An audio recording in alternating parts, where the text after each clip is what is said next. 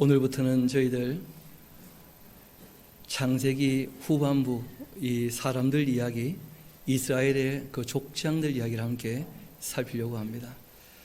저희들이 처음 성경을 접하며 말씀을 드렸던 것 중에 하나는 이 성경은 하나님의 말씀이면서 그 사탄의 존재에 대해서 그리고 사람에 대하여 말씀하고 있는 책이다 하는 말씀을 드렸었습니다.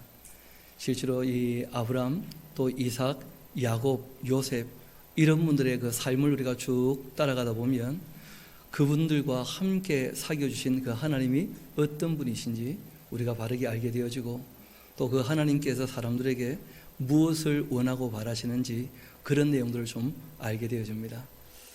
조금 어려운 부분은 우리와 지리적 배경이 좀 많이 다르고 또 지금부터 4,000년 전 얘기니까 문화적 배경이 꽤 다릅니다. 그래서 그런 정도만 우리가 좀 인식을 하고 내용을 읽어나가면 그리 어렵지 않을 것입니다. 그래서 오늘 여러분들에게 그 지리적 배경에 대해서 말씀을 드리지 않을 수 없어서 그 지도를 조금 먼저 볼까요? 그래서 이분들이 어떻게 해서 어디로 갔는지 잠깐 우리가 보고 가면 좋겠습니다. 그 지도 두 장 겹쳐 있는 부분 보이시죠? 그 오른쪽 제일 밑에 보게 되어지면 그 빨간 데가 끝나는 곳, 그 우르 하는 곳 보이십니까? 예, 여기 이제 갈대아 우르라고 하는 곳에 그 데라가 있었습니다. 원래 고향은 거기에서 이제 그 서북쪽으로 쭉 따라 올라가면 그 아람이라고 하는 곳 조금 옆에 보면 바단 아람 큰 글씨가 있고 그 위에 하란이라 하는 작은 글씨 보이십니까? 이 하란이라 하는 곳이 바로 그 아브라함의 고향이기도 합니다. 원래 데라가 거기 있다가 이 갈대아 땅 이 우르라는 곳에 내려왔다가 그리고 다시 이제 그 하란으로 올라가게 된 것이죠. 원래 하란으로 가려고 갔던 것이 아니고 그 자기 고향을 지나 가나안 땅으로 들어가려고 했었는데 그 데라는 아마 고향에 멈추었던 것 같아요. 왜냐하면 본인 나이도 적지 않았고 내가 이 늙은 나이에 그 고향을 떠나가겠는가 그래서 거기 멈추고 말았고 그 데라는 거기에 멈추게 되었는데 그 아브라함은 계속 가고자 하는 마음이 있었던 것 같습니다. 하나님 말씀을 쫓아서. 그래서 하나님께서는 이번에는 그 데라가 아닌 아브라함에게 직접 말씀하셔서 그 아브라함이 75세 때 이 하란을 떠나서 이제 가나안 땅으로 들어가게 되어집니다. 여러분 지도를 보니까 이 거리가 얼마 안 되는 것처럼 보이는데 이런 그 밑에 보면 그 척도가 나와 있습니다. 그 200km 하고 이제 200마일 이렇게 적힌 부분이 있을 텐데 오른쪽 제일 밑에 여러분 그 200km짜리 가지고 이렇게 지어보면 이게 한 8배쯤 되어지니까 1600km예요. 보통 길이 아니죠. 그런데 이 1600km를 걸어왔던 사람들이 아브라함뿐 아닙니다. 14장 가면 이 1600km를 따라오는 사람이 또 있습니다. 주님의 뜻을 따라 사는 것도 삶의 큰 동력이 되어지지만 실제로는 이 욕심을 따라 사는 것도 삶의 큰 동력이 됩니다. 남의 것을 빼앗으려고 이 먼 길을 쫓아온 사람들이 또 있습니다. 그래서 오늘 저희들이 12장, 13장, 14장 같이 한번 살펴보게 되어지면 그 성경이 우리에게 얘기하고자 하는 그 주제가 좀 뚜렷이 나타날 것 같아서 오늘은 그 3장을 한꺼번에 좀 보려고 합니다. 그 3장을 볼 때 조금 시간이 지체가 되겠죠. 오늘은 그런 생각을 좀 하시고 같이 차근차근 살피면 좋겠습니다. 여러분 믿으실지 모르겠지만 요즘 몇 분이 오셔서 말씀을 하셨어요. 목사님 왜 설교가 그렇게 짧아졌습니까? 염려하지 마세요. 오늘 조금 길으실 겁니다. 그래도 너무 그렇게 지체되지 않도록 우리가 하나님 말씀을 한 절 한 절 좀 살펴보려고 합니다. 여러분 사랑한다고 할 때 하나님께서 이런 말씀 하시잖아요. 머리털까지 세심 받으신다. 맞습니까? 여러분 사랑하면 머리에 한 올 한 올 다 헤아려 볼 정도로 친밀하게 가까이. 마찬가지로 우리도 하나님을 사랑한다면 한 구절 한 구절 모르는 것이 하나도 없게 되기를 소망합니다. 그것이 우리가 하나님을 사랑하는 표현이 아닐까요? 그래서 오늘 우리가 그 말씀을 그렇게 한번 살펴보고자 합니다. 우리 11장 27절부터 이제 봐야지, 그러니까 새로운 단락이 이제 시작되는 것이죠. 홍수가 끝나고 그 292년이 지난 겁니다. 그 아브라함이 태어날 때가. 그리고 이제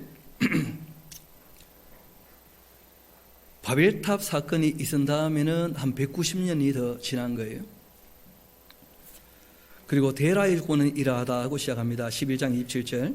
이 데라는 아브라함과 나홀과 하란 이 삼형제를 놓았고, 하란은 롯을 낳았고, 하란은 그 아비 데라보다 먼저 고향, 이 고향이라고 되어 있는데 태어난 곳 그런 의미입니다. 실제 고향은 하란입니다. 우르가 아니고. 태어난 곳 갈대아인의 그 우르에서 죽었더라. 아브라함과 나홀은 이 나이가 들어서 장가를 들었는데 아브라함의 아내의 이름은 사레였다. 여러분, 이 데라라 하는 그 이름의 뜻은 여행이라는 뜻이에요. 여행. 이 데라가 큰 부족의 족장이었던 것 같습니다. 그래서 첫째 아들을 놓았는데 이름을 아브람이라 지었어요. 그 아브람은 뭐냐면 당신 아버지를 이어서 존귀한 사람이 되면 좋겠다. 그 존귀한 자들의 아비라, 그런 뜻을 갖고 있습니다. 반면 또 이 사레는 왕비라 하는 뜻을 갖고 있어요. 여러분, 실제로 이 사레도 지금 우리가 봤을 때는 말도 안 되는 것인데 사레의 아버지도 데라입니다. 그러니까 아브라함하고 이 사레하고는 이복 누이입니다. 그러니까 아빠는 같은데 엄마만 다른 거예요. 엄마만. 그러니까 이 데라가 여행하면서 그 2명 이상의 아내를 데리고 있었던 것이죠. 그렇게 해서 이제 결혼을 하게 되었다는 것인데, 지금부터 4,000년 전 이야기니까 그런 일들이 있었던 듯하고, 실제로 이제 이후에 한 430년 더 지나게 되어서 애굽에서 나와서 율법을 주실 때에는 근친 결혼은 절대 되지 않는 것으로 그렇게 아예 법으로 딱 못을 박습니다. 그때보다도 430년 전 이야기니까 그런 시대였던 것이죠. 노아 홍수 끝나고 300년도 채 지나지 않았을 때 이야기니까 어쩔 수 없는, 그리고 또 여행하다 보니까 부족을 이루고 여행한다 할지라도 가까이 있는 사람들끼리 눈 맞을 수도 있다는 거예요. 그래서 이제 그런 문제가 있었던 것 같기도 합니다. 여하튼 이 데라와 이 아브라함이 이제 결혼하게 되었고, 데라와 아브라함이 아니죠. 아브라함과 사레가. 여러분, 한 박자 늦게 웃는 거 보니까 못 알아듣던 것 같아요. 그러니까 아브라함과 사레는 결혼을 했고, 나홀의 아내의 이름은 밀가였고, 이 밀가는 또 하란의 딸이기도 합니다. 그러니까 하란은 밀가의 아버지이며 또 이스가의 아버지이기도 했죠. 사레는 임신하지 못했고 자식이 없었고, 데라가 그 아들 아브라함과 하란의 아들인 그 손자 롯과 그 며느리 아브라함의 아내 사레를 데리고 갈대아인의 우르를 떠나 가나안 땅으로 원래 가고자 했다는 거예요. 데라부터가. 그런데 하란에 이르러 거기 거류하게 되었고, 데라는 가나안 가다가 중간에 멈추었다는 거예요. 왜냐하면 자기가 태어난 그 고향이 자기 본향이라고 여겼던 것이죠. 그런데 아브라함은 이 땅의 본향을 바라본 게 아니라는 겁니다. 이 아브라함이 하나님 말씀을 따라 가나안 땅까지 갔던 그 이유와 목적에 대해서는 신약에서 밝히고 있어요. 그래서 우리가 먼저 히브리서 11장 잠깐 한번 가봤다 옵시다. 그 아브라함이 왜 하나님 말씀을 쭉 따라가게 되었는지 우리 히브리서 11장 우리 갔다가 한번 돌아옵시다.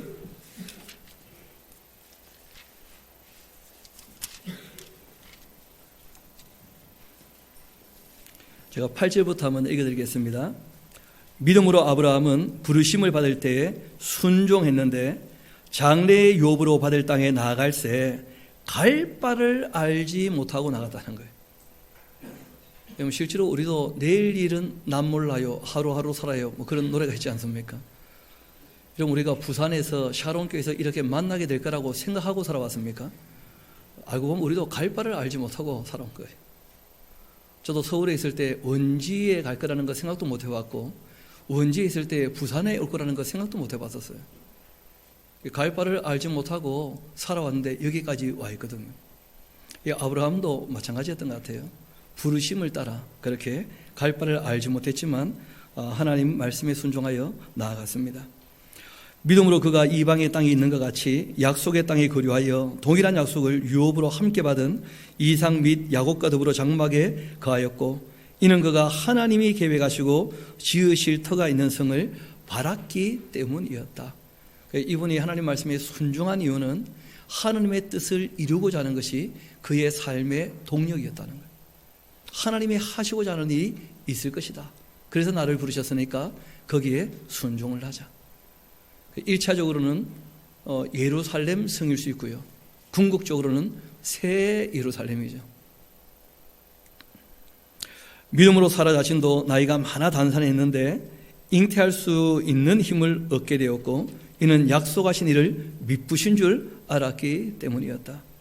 이러므로 죽은 자와 같은 한 사람으로 말미암아 하늘의 허다한 별과 또 해변의 무수한 모래와 같이 많은 후손이 생육하게 되었다. 왜냐하면 이 아브라함이라는 분이 그 100세에 그 이삭을 놓게 되거든요. 정말 죽은 자와 같은 분이었었는데, 그때 또 이 사라는 나이가 90이었지 않습니까? 그래서 이 아브라함의 그 삶은 딱 두 개로 나누어집니다. 아브라함 때의 삶이 있고 아브라함 때의 삶이 있어요. 신앙이 어릴 때의 삶이 있고 신앙이 이제 온전하게 되고 난 다음에 삶이 있다는 거예요. 75세부터 시작해서 100세까지 이 25년 동안의 삶은 아브라함의 그 신앙이 온전치는 않았었습니다. 신앙이 있지만 그 신앙이 이제 어떻게 자라가느냐 하는 것을 우리가 좀 관심을 가지고 보면 되겠죠. 13절 봅시다. 이 사람들은 다 믿음을 따라 죽었고 약속을 받지 못했는데 그것들을 멀리서 보고 환영하며 또 땅에서는 외국인과 나그네임을 증언하였으니, 그들이 이같이 말하는 것은 자기들이 본향을 찾는 자임을 나타냄이라. 그들이 나온 바 본향을 생각했더라면 돌아갈 기회가 있었을 거라는 거예요. 아브라함도 하란에 머무는 것이 훨씬 좋았겠죠. 편안하고. 그런데 그 본향으로 돌아갈 마음도 없었고 그 본향에 데라처럼 머물고자 하지 않았다는 거예요. 우리 16절은 같이 한번 읽어봅시다. 시작. 그들이 이제는 더 나은 본향을 사모하니 곧 하늘에 있는 것이라. 이러므로 하나님이 그들의 하나님이라 일컬음 받으심을 부끄러워하지 아니하시고 그들을 위하여 한 성을 예비하셨느니라. 아멘. 하나님이 예비하신 한 성이 바로 낙원이죠. 낙원. 그래서 이 낙원이 바로 아브라함의 품이라 하는 그런 별명이 있기도 한 것입니다. 아브라함처럼 갈 바를 알지 못하지만 주님의 뜻을 따라 나서서 자기에게 주어진 삶을 한 걸음 한 걸음 그렇게 하나님의 인도하심을 따라 살아가는 모든 사람에게 주시고자 예비하신 성이 있다는 거예요. 그 성을 향하여 아브라함은 하나님 말씀을 쫓아 가나안으로 들어가게 된 것입니다. 가나안 땅 자체가 목적이 아니었다는 거예요. 하나님 말씀을 이 땅에서 순종하게 되어지면 약속하신 진짜 본향이 있다는 거예요. 그것을 바라보고 아브라함이 주님의 뜻을 따라 나선 것입니다. 우리 이제 다시 본문으로 돌아오도록 합시다. 창세기 12장입니다. 여호와께서 아브라함에게 이르시되 너는 너의 고향과 하란에 있을 때 이제 고향이란 말을 하시죠. 또 친척과 아버지 집을 떠나 내가 너에게 보여줄 땅으로 가라. 내가 너로 큰 민족을 이루게 할 것이고 너에게 복을 주며 또 내 이름을 창대케 하리니 너는 뭐가 될 거라고요? 복이 될 것이다. 아브라함이 복이라는 거예요. 아브라함. 쉽게 말하면 아브라함이 만난 하나님을 만난 사람은 복받은 사람이에요. 그런데 아브라함이 만난 하나님을 만나지 못하면 그럼 참 불행한 사람이 되고 마는 것이죠. 그래서 이어 이렇게 말씀하십니다. 우리 3절은 같이 한번 읽어볼까요? 시작. 너를 축복하는 자에게는 내가 복을 내리고 너를 저주하는 자에게는 내가 저주하리니 땅의 모든 족속이 너로 말미암아서 복을 얻을 것이라 하셨습니다. 그러니까 이 아브라함이란 분이 바로 믿음의 조상이기 때문에 아브라함이 만난 하나님을 우리가 똑같이 만나야 아브라함처럼 복된 사람이 될 줄 믿습니다. 그래서 우리가 아브라함의 삶을 함께 살펴보고자 하는 것이죠. 4절 이 아브라함이 여호와의 그 말씀을 따라가게 되었다. 그 땅을 따라간 게 아니고 뭘 따라갔다고요? 그 하신 말씀을, 그 뜻을 따라갔습니다. 그런데 문제는 고향과 친척과 아비 집을 떠나라고 했는데, 그런데 이분이 로또를 데리고 갔다는 거예요. 로또. 사람이 로또를 너무 기대하는 것 같아요. 그렇죠? 그 친척을 떠나야 되는데 그 친척을 한 명 데리고 간 거예요. 자기 조카를. 그와 함께 갔다. 그러니까 아브라함이 하나님 말씀을 따르지만 아직 온전합니까? 온전치 않습니까? 아직 온전치 않다는 거예요. 그럼에도 이제 말씀을 따라 나선 것이죠. 아브라함이 하란을 떠날 때에는 나이가 75살이었다. 그러니까 아브라함의 신앙의 여정은 75세에 시작을 합니다. 그럼 적은 나이가 아니죠. 여기 계신 분 중에 75세 넘으신 분들 그리 많지 않죠. 아브라함은 75세에 신앙을 시작을 하신 거예요. 정말 괄목할 만한 그 삶의 큰 방점이 되는 것이죠. 아브라함이 그 아내 사레와 조카 롯과 또 하란에서 모은 모든 소유와 그 얻은 사람들을 그렇게 이끌고 가나안 땅으로 가려고 떠나 마침내 가나안 땅에 이르게 되었다. 영어에서 이번에는 뒤집어 가지고 그 조금 한 장이 있는 지도 있지 않습니까? 거기를 보시면 조금 내용 이해가 쉬울 것입니다. 드디어 가나안 땅에 들어가게 되는데 아브라함이 그 땅을 지나 세겜이라는 곳이 보이죠. 제일 위에서 하나 둘 셋 보면 무깃도 도단 다음에 세겜이 있죠. 그렇죠? 그 세겜 땅 모래 상수리 나무에 이르게 되었습니다. 이 모래 하는 말은 지명이기도 하고 인명이기도 해요. 모래 또는 이 마물에 이렇게 표현하기도 하는 모양인데, 이런 지역은 좀 흔하기도 했었습니다. 그 높은 지역이기도 하고 그 터가 좀 닦여져 있기도 하고, 그리고 거기에는 이제 상수리 나무, 이 상수리 나무는 그 참나무를 말합니다. 참나무. 그 떡갈나무 있지 않습니까? 도토리가 맺히는. 그 예전에 한번 그 얘기 들어보니까 선조 대왕이 임진왜란 때 그 궁에서 도망쳐 나와 가지고 그 떠돌고 있을 때에 먹을 게 별로 없어서 가지고 산에서 이제 도토리를 주워 와서 그거 가지고 묵을 써 줬더니 너무 맛있게 먹었다는 거예요. 그래서 왕궁에 이제 황궁을 해 가지고 그 도토리를 낸 나무가 뭐냐 했더니 참나무입니다. 떡갈나무입니다 했더니 야, 나무 중에 최고의 나무라 불러라. 상수리 나무. 그래서 상수리 나무라는 별명이 생겼다는 거예요. 도토리 나무죠. 도토리 나무. 떡갈나무. 그러니까 상수리 나무가 있는 그 터에 예배하기가 적당한, 실제로 이제 우상을 섬기는 사람들은 우상 숭배도 하고 하나님을 섬기는 사람은 여기서 예배를 하는 것이죠. 그게 아브라함의 굉장히 중요한 삶의 그 모습이 나오는데, 아브라함이 그 땅을 지나 세겜 땅 이 모래 상수리 나무에 이르게 되었고, 그때 가나안 사람은 그 땅에 거주했는데 여호와께서 아브라함에게 나타나 말씀하십니다. 내가 이 땅을 너의 자손에게 내가 주겠다. 그러니까 아브라함에게 주는 게 아닙니다. 누구한테요? 너의 자손에게 하고 말씀하신 거예요. 하나님 무슨 계획이 있으시다는 것이죠. 자기에게 나타나신 여호와께 그가 그곳에서 제단을 쌓았다. 그러니까 아브라함의 위대한 점은 모든 일의 최우선순위가 누구라는 거예요? 하나님이시라는 거예요. 우리가 이 땅에 살아갈 때 크게 세 가지 관계를 맺고 살아가거든요. 하나님과의 관계, 인간과의 관계, 물질과의 관계. 이 관계 중에 항상 최고 우선순위는 하나님과의 관계라는 거예요. 그러니까 예배하는 장소가 특별히 중요한 게 아닙니다. 예수님도 그런 말씀하시죠. 이산저산 그런 게 중요한 게 아니다. 하나님께 정말 영으로 진리를 쫓아 예배하는 것이다. 아브라함은 하나님을 사랑하는 마음으로 정말 주님 말씀을 따라가면서 본인이 머무는 곳 어디에서나 하나님께 예배했다는 거예요. 예배. 이분이 바로 믿음의 조상인 것이죠. 또 거기서 베델 동쪽 산으로 옮겨가면서 장막을 쳤는데 서쪽은 베델이었고 동쪽은 아이였습니다. 세겜에서 조금 더 내려오면 베델이라는 곳이 보이죠. 그렇죠? 베델과 아이 사이에 또 진을 치게 되었는데 거기에 또 여호와께 제단을 쌓고 여호와의 이름을 불렀다 이렇게 되어 있는데요. 여러분 이 내용은 곧이곧대로 듣기에는 조금 문제가 있습니다.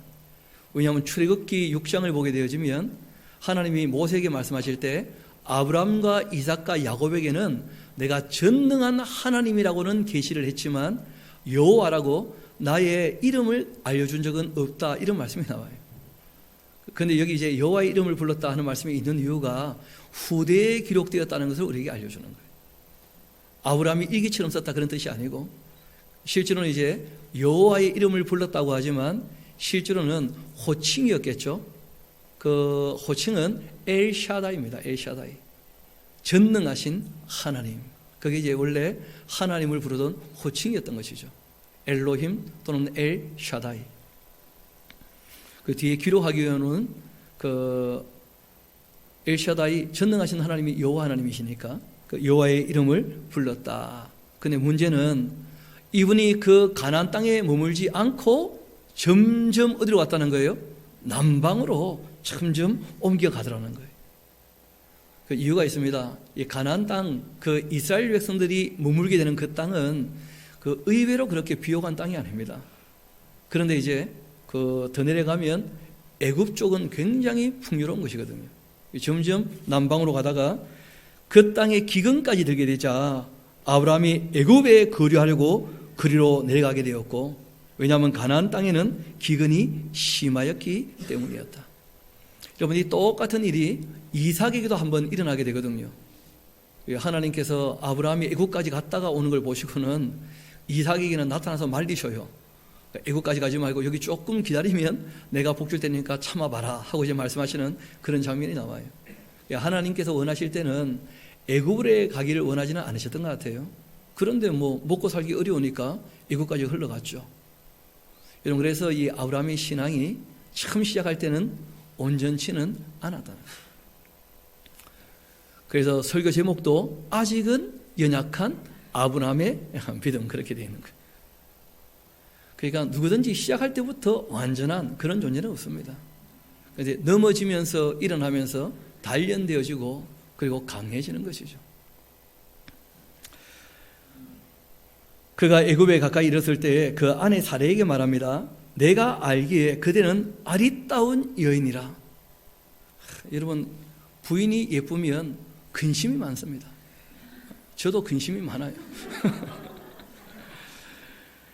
문제는 애굽 사람이 그대를 볼 때에 이런 말 할 거라는 거예요. 이는 그의 아내라 하여 나를 죽이고 그대는 살릴 것이다.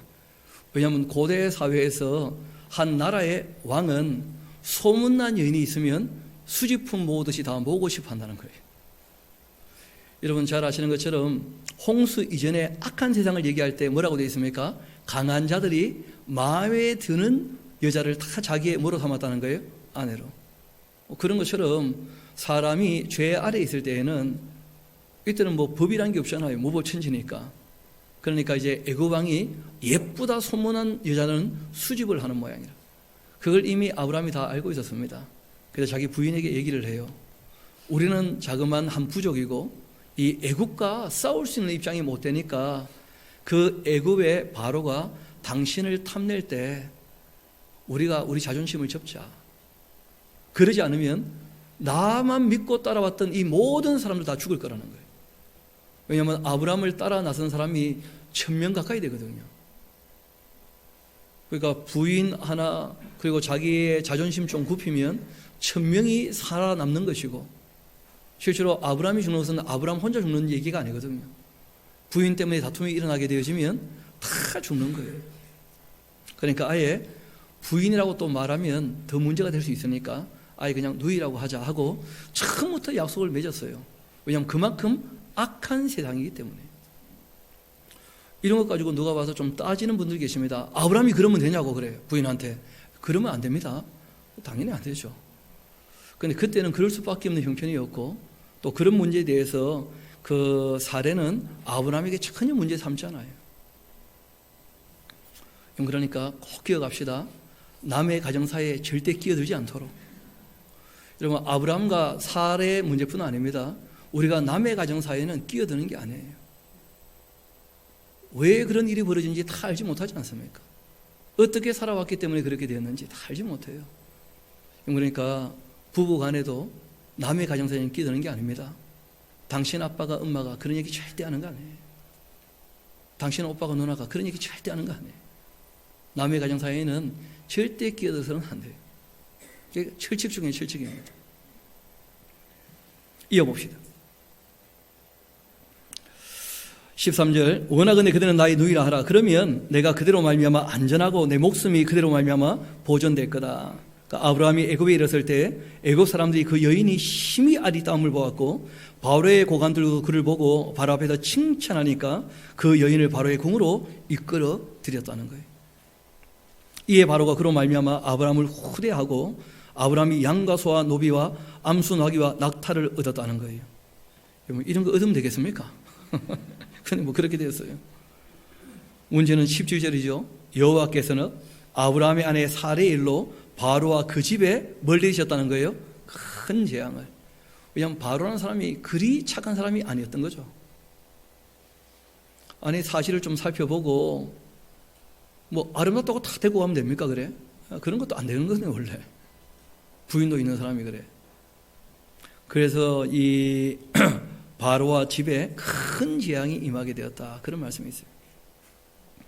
바로가 아브라함을 불러 말합니다. 너가 어찌하여 나에게 이렇게 행했냐? 너가 어찌하여 그를 내 아내라고 내게 말하지 않았냐?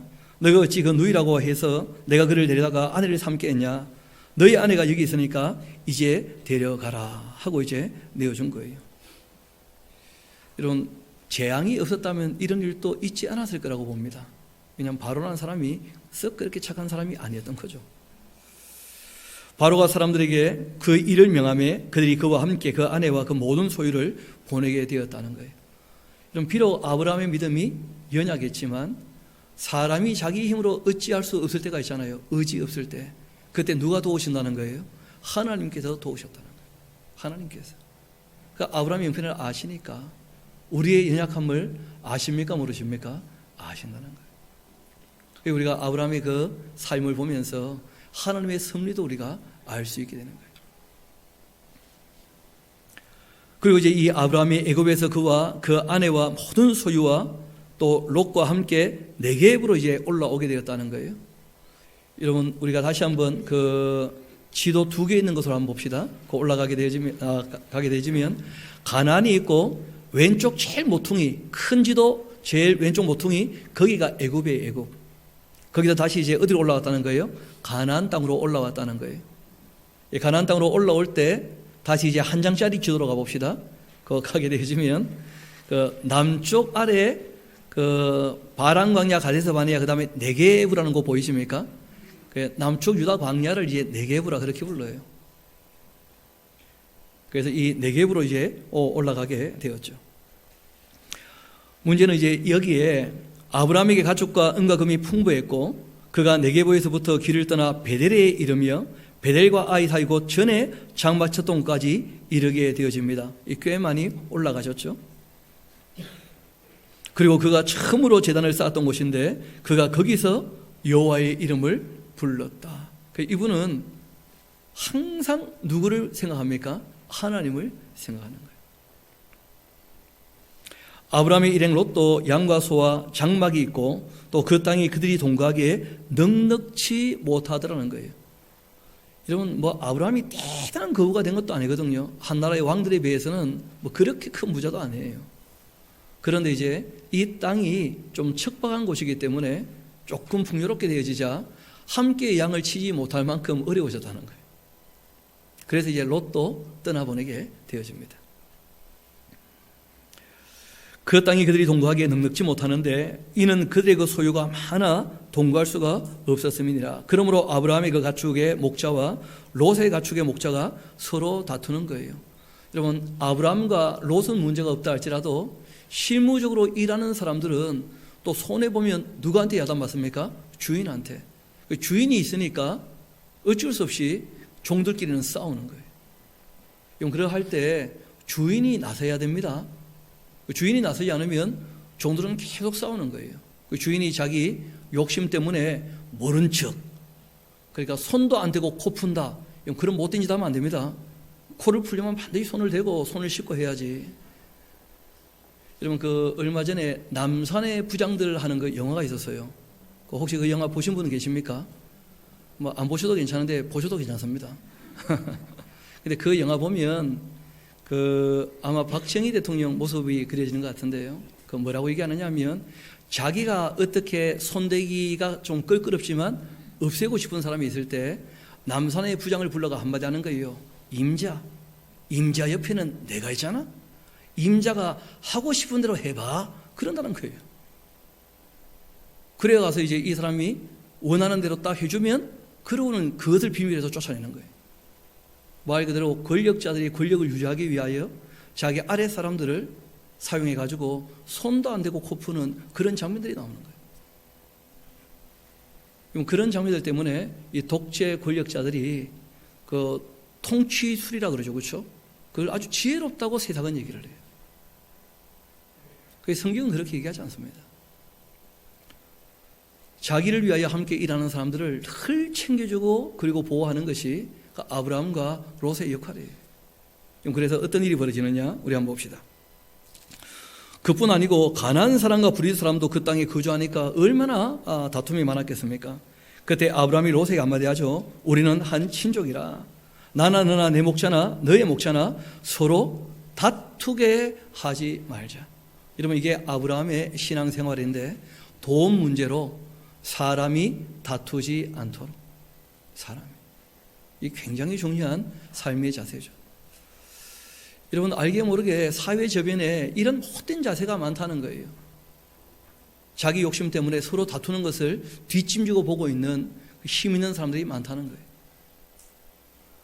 여러분, 예전에 이름 얘기 안 할 수가 없으니까 다 아시는 것인가? 남양유업인가요? 거기에서 그 대리점에다가 물건을 그냥 당겨놓고 알아 팔아 쓰라 그냥 힘이 있으니까. 그러니까 그 물건을 따는 대리점 주인들이 그게 너무 부담이 되고 해가지고 자살까지 하는 그런 소동이 일어나고 막 그랬던 일이 있었거든요. 손에 조금 힘이 있다고 그렇게 악을 행하면서 자기 손에 피 안 묻히면서 자기 정직을 없애버리거나 자기 욕심을 채우는 그런 악한 사람들이 항상 있다는 거예요, 이 세상에는. 근데 아브라함은 그런 식으로 살지 않는다는 거예요. 내가 손해보더라도 뭘 그치는 거예요? 다툼을 그치는 거예요. 왜냐하면 물질 관계가 너무 소중하지만 사람 관계가 항상 우선이라는 거예요. 하나님 관계, 사람 관계, 물질 관계 다 중요한 관계이지만 가치관을 설정한다는 거예요. 어느 것이 더 우선인가? 그래서 이번에 하신 아주 유명한 말씀이 있죠. 우리 9절 이거는 외워놓읍시다. 그리고 우리가 기회되면 종종 써먹도록 합시다. 우리가 같이 한번 읽어봅시다. 시작. 내 앞에 온 땅이 있지 아니하냐. 나를 떠나가라. 너가 좌하면 나는 우하고 너가 우하면 나는 좌하리라. 꼭 기억하셔야 돼요. 너가 우하면 내가 좌하고 너가 좌하면 내가 우하겠다. 너가 먼저 선택을 하라. 양보하는 삶의 자세죠, 그렇죠? 물질 문제로 다투지 않겠다는 거예요. 이에 이 롯이 눈들어 요단 지역을 바라봤는데 소알까지 온 땅의 물이 넉넉했는데 여호와께서 소돔과 고모라를 멸하시기 전이었기 때문에 여호와의 동상 같기도 하고 애굽 땅 한번 갔다 왔잖아요, 그렇죠? 애굽 땅처럼 아주 풍요로운 것이었다는 거예요. 여러분, 그 소알이라는 곳은 어디냐면 그 지도를 보면 사해라는 곳 보이시죠? 그러니까 사해라는 곳이 있기 전에 거기 이제 소돔과 고모라와 아드마와 스보임과 소알 이런 성들이 있었거든요. 굉장히 풍요로운 곳이었는데 한번 여쭤봅시다. 여러분, 풍요로운 땅은 힘센 사람이 차지합니까? 약한 사람이 차지합니까? 여러분, 풍요로운 땅은 착한 사람이 차지할까요? 독한 사람들이 차지할까요? 그런 겁니다. 그래서 소돔과 고모라 사람들은 그냥 악하다고 그렇게 되어 있는 거예요. 악하다. 이어봅시다.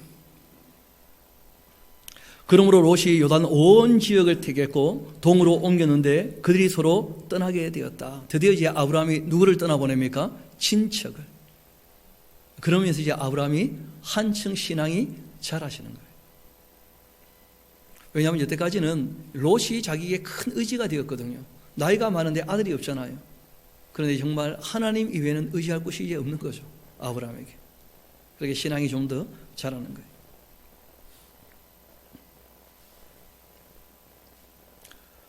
12절 아브라함은 가나안 땅에 거주하였고 롯은 그 지역의 도시들에 머무르며 그 장막을 옮겨 소돔까지 이르게 되었는데 소돔 사람은 그 아주 여호와 앞에서 악하며 큰 죄인이기도 했다. 완전히 하나님 반대편에 서서 하나님 하지 말라는 일만 골라가면서 하는 그런 사람들이었다는 거예요. 이 롯이 아브라함을 떠난 다음이었습니다. 아브라함의 신앙이 한층 자라게 되자 여호와께서 아브라함에게 한 말씀하신 거예요. 그래, 이제 너가 내 말을 듣고 정말 그 고향도 떠났고 그리고 아비도 떠났고 이제 친족도 떠났으니까 너 눈들어 너희 있는 곳에서 북쪽 남쪽 그리고 동쪽 서쪽을 다 바라봐라. 보이는 땅 내가 너와 내 자손에게 줄 테니까 영원히 이르게 될 거다. 내가 너 자손이 땅의 티끌 같게 할 텐데 사람이 땅의 티끌을 능히 셀 수도 있는데 너의 자손도 세게 될 것이다. 너 일어나 그 땅을 종과 횡으로 두루 다녀봐라. 내가 그것을 너에게 주겠다. 이런 것을 우리가 은혜의 언약이라고 해요. 하나님께서 아브라함의 삶을 보시고 일방적으로 이루기로 하신 거예요. 그런데 우리가 이스라엘 역사를 보니까 이 일이 이루어집니까? 아니면 말라기 때 이스라엘 역사는 끝난 것처럼 보입니까? 그런데 실제로 그게 그렇지가 않죠. 계시록까지 이어보게 되어지면 천년왕국으로 다시 이어지게 되어져요. 천년왕국으로. 다시 한번 이어봅시다. 이에 아브라함이 장막을 옮겨 이번에는 이제 헤브론에 있는 마물의 상수리 수풀에 이르게 되었는데 그 다음 아주 중요한 표현이 나옵니다. 아브라함이 하나님의 이름을 부르고 하나님을 섬겼을 때 아브라함의 자세가 나오는데요. 거기서 여호와를 위하여 거기다 줄쳐놓으셔야 돼요.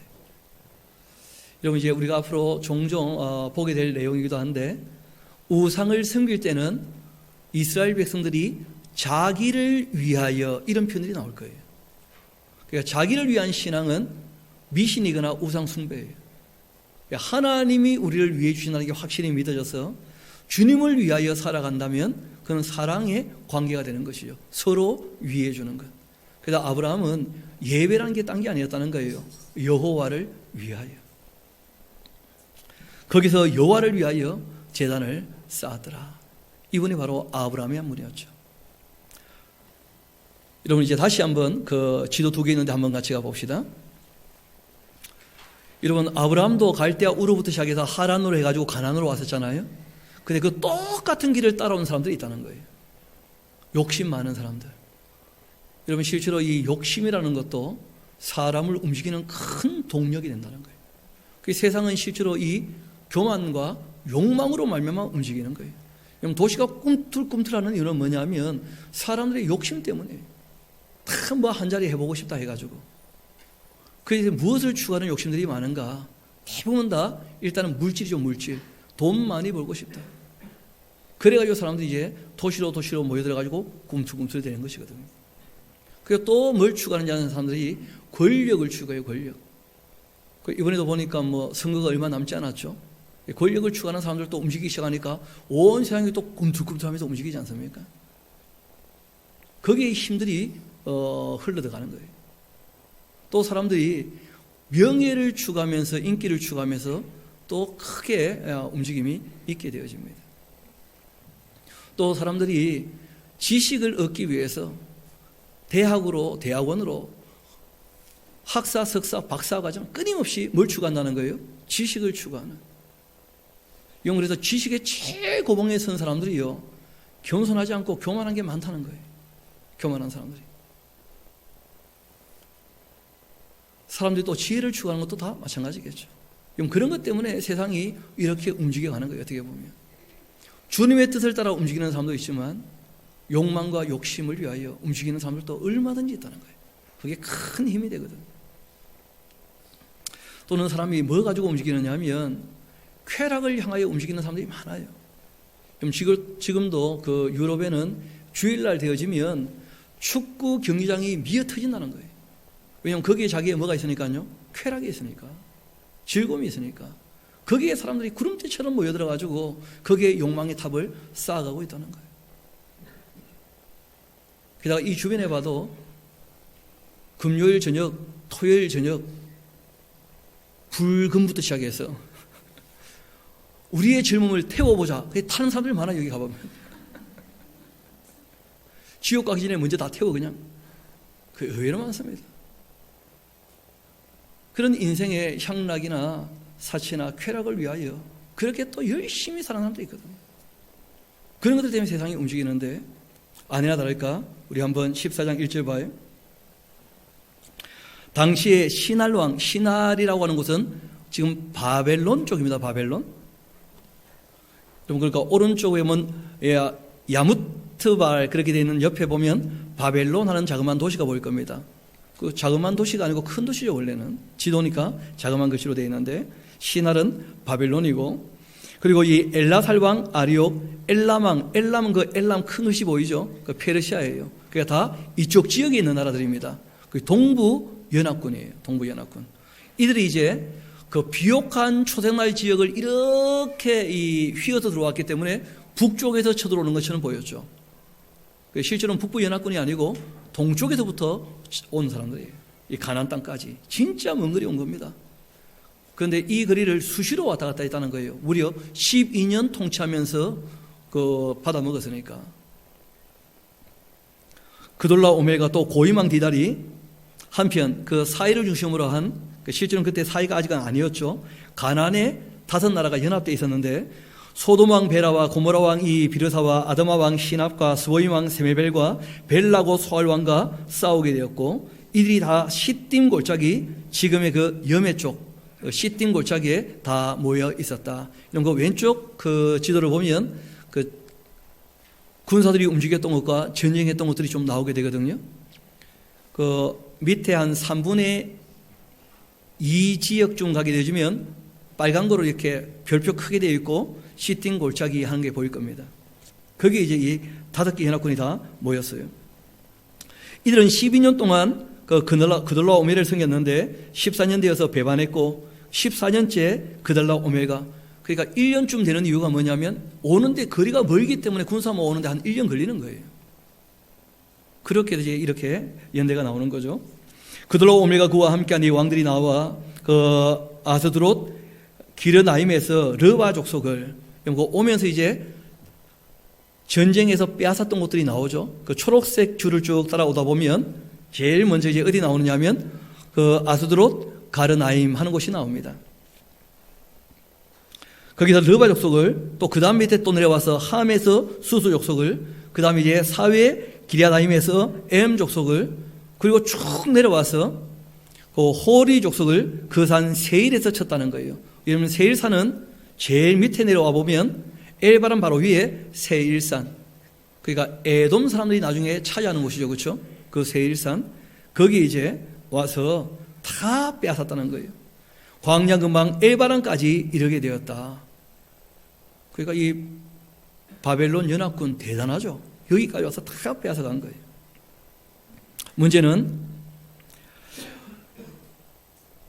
그들이 돌이켜 엠미스바 곧 가데스까지 이르러 아말렉 족속의 온 땅과 하손 다말에 사는 아모리 족속을 쳤고, 소돔 왕과 고모라 왕과 아드마 왕과 스보임 왕과 벨라고 소알 왕이 나와 시딤 골짜기에 그들과 전쟁하기 위하여 진을 치고 있었었는데, 엘람 왕 그들라 오멜과 고임 왕 디달과 시날 왕 아므라벨과 엘라살 왕 이 아룡 네 왕이 그 5왕과 맞서게 되었고, 이 시딤 골짜기에는 역청무더기가 많았는데 소돔 왕과 고모라 왕이 달아날 때 그들이 거기 빠지기도 하고 그 나머지는 산으로 다 도망가기도 하고, 그렇게 해서 이 동부 연합군 네 왕이 소돔과 고모라의 모든 재물과 양식을 다 빼앗아 갔다. 그런데 그뿐 아니라 그 소돔에 누가 살고 있었습니까? 아브라함의 조카 롯이 살고 있었거든요.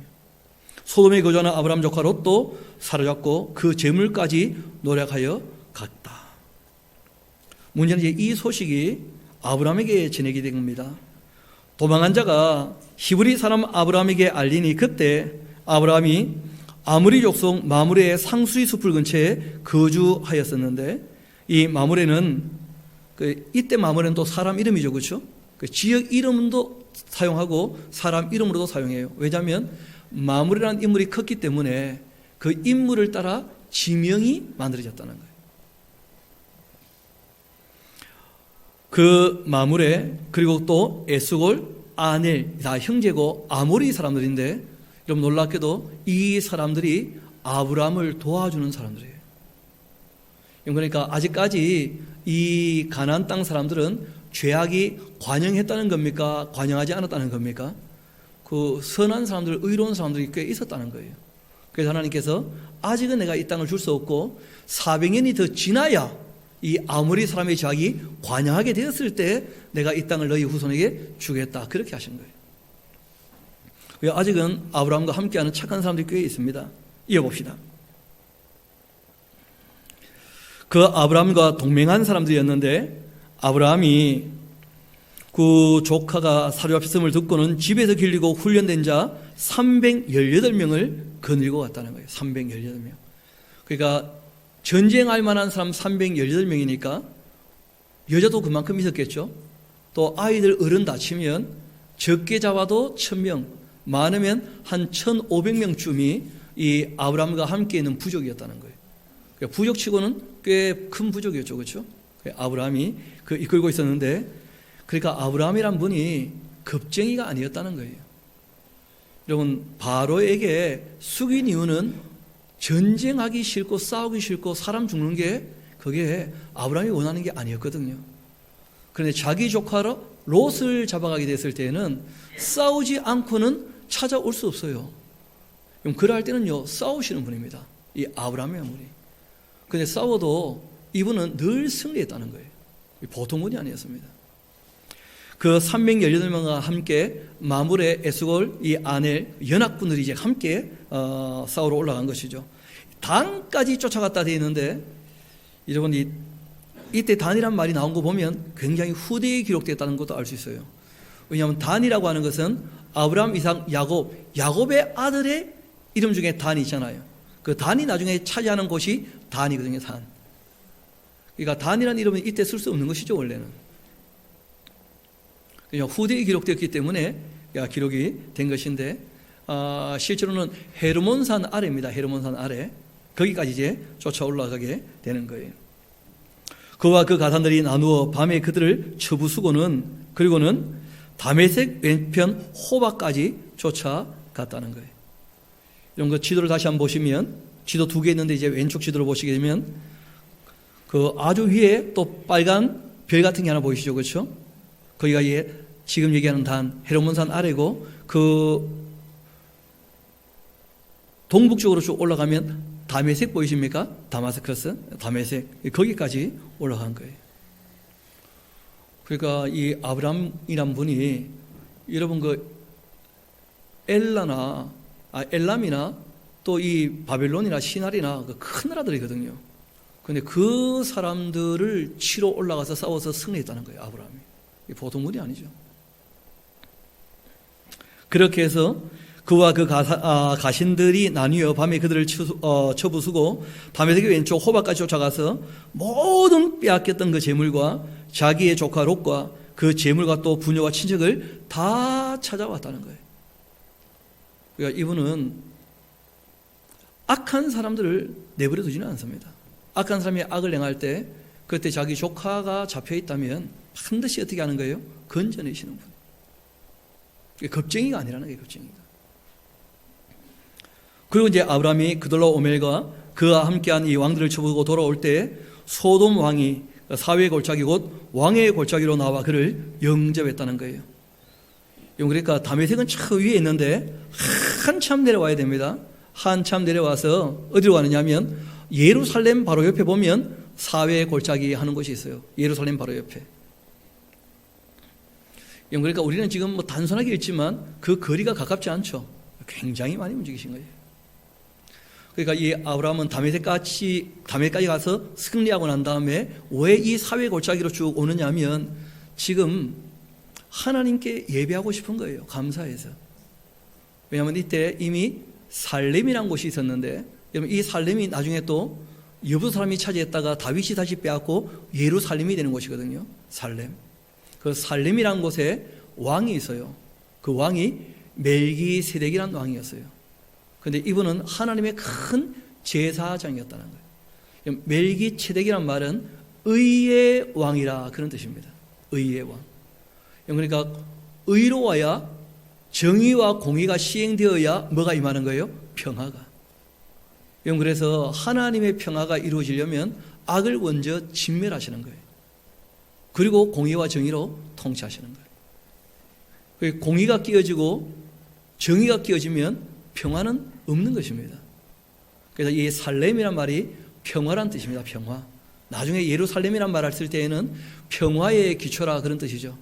참된 평화를 이루는 성, 의의 왕이 통치하는 곳, 바로 그곳으로 이 아브라함이 지금 하나님께 예배하기 위하여 찾아오는 거예요. 찾아올 때 이제 소돔 왕이 산 위로 도망갔다가 내려와서 그 아래 골짜기, 사회 골짜기에서 아브라함을 영접했던 것이죠. 그때 18절 봅시다. 살렘 왕 멜기세덱이 떡과 포도주를 가지고 나왔는데 그는 지극히 높으신 하나님의 제사장이었다. 그러니까 아론의 제사장 이전에 이미 제사장이 있었다는 거예요. 왜냐하면 노아가 하나님을 섬기지 않았겠습니까? 당연히. 그러니까 노아의 신앙을 이어받는 사람들이 여전히 있다는 거예요. 그러니까 아브라함도 하늘에서 뚝 떨어진 게 아니에요. 그 신앙 자체가. 누구로부터 전해 들은 것이 있었고, 그리고 그것이 자기 신앙이 되어서 하나님의 말씀을 따라 나서게 된 것이거든요. 그리고 이분이 자기의 신앙의 중심을 어디 두고 있느냐 하면 살렘, 그리고 하나님의 이 제사장에게 찾아 나온 거예요. 지금은 우리 모두가 다 하나님의 왕 같은 제사장이 되었죠. 교회가. 이어봅시다. 그가 아브라함에게 복을 빌어줍니다. 그리고 한마디 하죠. 천지의 주제이시여 지극히 높으신 하나님, 아브라함에게 복을 주옵소서. 왜냐하면 멜기세덱이 보니까 아브라함이 참 기특하게 일을 하시는 거예요. 늘 아브라함도 평화를 만들려고 애를 쓰지만 악한 사람의 악은 용납하지 않는 그런 아브라함의 모습을 봤거든요. 그래서 큰 승리하고 돌아오게 될 때 너 참 싸울 싸움을 싸웠다. 악한 것들을 잘 진멸하고 돌아왔다. 그리고 이제 이 멜기세덱이 와서 복을 빌어 준 것입니다. 그렇게 복을 빌자 2절 이어봅시다. 너희 대적을 내 손에 붙이신 지극히 높으신 하나님을 찬송할지로다. 그러니까 아브라함이 싸웠던 이 전쟁은 누구의 전쟁인 거예요? 그렇죠. 악을 도말하는 전쟁은 하나님의 전쟁인 거예요. 하나님이 도울 만한 전쟁이었다는 거예요. 악한 자를 진멸하는 것이니까. 여러분, 그래서 우리가 이 세상 악과 싸우는 걸 너무 두려워할 필요 없다는 거예요. 마귀를 어떻게 하라는 거예요? 대적하라. 성경 그렇게 말씀하시거든요. 하나님께서 승리케 하신 것입니다. 그러자 아브라함이 그 사실을 인정을 하죠. 이건 내가 잘나서 승리한 것이 아니다. 그래서 그 얻은 것에서 10분의 1을 멜기세덱에게. 그러니까 원래부터 이 11조라고 하는 것은 율법에 있었던 것이 아닙니다. 그럼 최초의 11조가 자원해서 드렸던 거예요. 자원해서. 그래서 기독교의 11조라는 것도 마찬가지입니다. 우리가 세례 받을 때 우리가 자원해서 약속을 맺은 거예요. 하나님의 일에 함께 참여하기로. 성경에서 기독교인들에게 11조 하라 그런 요구는 없습니다. 이스라엘 백성들이야 레위 지파가 있으니까 당연히 11조를 하는 것이 법으로 규정되어 있지만 교회는 법으로 규정되어 있는 것이 아닙니다. 우리가 하나님 앞에서 뭘 했다는 거예요? 아브라함처럼 자원해서 약속을 한 거예요. 우리가. 그렇게 10분의 1을 멜기세덱에게 주었더니 소돔 왕이 아브라함에게 말합니다. 사람은 나에게 보내고 물품은 너가 가지라. 이 소돔 왕도 참 웃기는 사람이죠. 사람만 주면 내가 이 사람들도 어떻게 해서요? 공과서랑 뜻 아십니까? 공과 가지고 괴롭혀 가지고 그래 가지고 쥐어짜서 얼마든지 또 자기는 얻을 수 있으니까 사람만 보내고 물품은 다 너가 가지라 이런 식으로 얘기를 한 거예요. 여러분, 지금 아브라함이 갖고 있는 것은 크게 두 가지가 있습니다. 하나는 뭐냐면 전리품이 있어요. 그 동쪽 왕들을 쳐서 얻은 전리품은 이거는 아브라함 거죠, 당연히. 그렇지 않습니까? 그런데 반면에 소돔이나 고모라나 아드마나 소임이나 소알 왕이 가졌던 것들은 그들의 원래 소유였던 거 아닙니까? 그거는 아브라함이 원치 않는다는 거예요. 그 땅 사람들이 살려면 그거 다 필요할 텐데 당연히 본주인들에게 다 돌려줘야지. 이게 아브라함의 자세였어요. 그래서 아브라함은 물질에 대하여 정당한 대가를 요구하지 욕심을 갖지 않는다는 거예요. 이게 아브라함의 자세였다는 거예요. 그러니까 자기가 전리품으로 얻었던 것 중에서는 10분의 1을 하나님께 드리고 하나님께서 주신 소유라고 고맙게 받아들이지만 소돔 왕이 얘기하는 내용은 아브라함이 안 받아들입니다. 나의 물품을 너가 다 취하고 사람만 보내라 이런 얘기했더니 아브라함이 소돔 왕에게 이런 말합니다. 천지의 주제이시고 지극히 높으신 하나님 여호와께 내가 손을 들어 맹세하는데 너의 말이 내가 아브라함으로 치부하게 하였다. 세상 사람들에게 내가 아브라함에게 한몫 줘가지고 부자가 되었다. 그런 식의 소문 도는 거 나는 원하지 않는다. 나는 정당하게 내가 수고한 만큼 얻을 거다.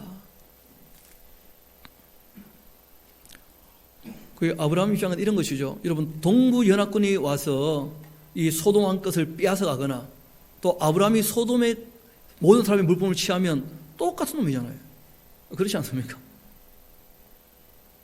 그러니까 그 소돔 사람들의 물품은 다 본주인에게 돌려주라는 거예요. 아브라함 입장은.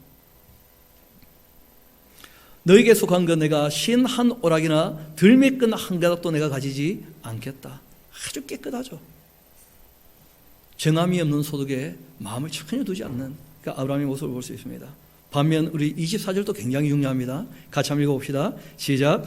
오직 젊은이들이 먹은 것과 나와 동행한 아넬과 에스골과 마물의 분깃을 제할지니 그들이 그 분깃을 가질 것이니라. 아멘. 아모리 사람들 중에 함께 연합한 사람들은 땀 흘리고 피 흘리고 수고했잖아요. 그럼 그들이 힘쓰고 애쓴 만큼 어떻게 하라는 거예요? 대가를 정당하게 지불해 주라는 거예요. 아브라함이 물질 관계를 맺는 가장 기본적인 자세는 수고하고 애쓴 사람에게는 합당한 대가를 어떻게 하라는 거예요? 지불하라는 거예요. 본인도 합당한 대가는 가져가겠다는 거예요. 그러나 부당한 이익은 취하지 않겠다는 거예요. 이게 물질이 관계 맺는 가장 기본적인 자세죠. 그리고 거기에 한 걸음 더 나아가서 아무리 물질이 필요하고 소중하다 할지라도 사람과 물질 관계가 함께 결부되어져 있어가지고 물질을 취할 때 사람과의 다툼이 일어나게 된다면 아브라함은 사람이 우선입니까? 물질이 우선입니까? 사람이 우선이었다. 그러니까 이렇게 아브라함이 살아갔던 이유 중에 하나는 뭐냐면 이분은 어디에서나 늘 누구를 생각하는 거예요? 하나님을 생각하면서 하나님 앞에서 내가 살아간다면 어떻게 살아가야 할 것인가? 그걸 늘 마음에 새기고 살아갔기 때문에 이분이 물질관계, 인간관계를 이렇게 맺고 살아갈 수 있었다는 것입니다. 이러한 아브라함의 삶이 바로 믿음의 삶이었다는 거예요. 저도 여러분도 이 땅에 살아가는 삶의 동력이 우리의 욕망이 아니라 주님의 말씀, 주님의 뜻이 되기를 소망합니다.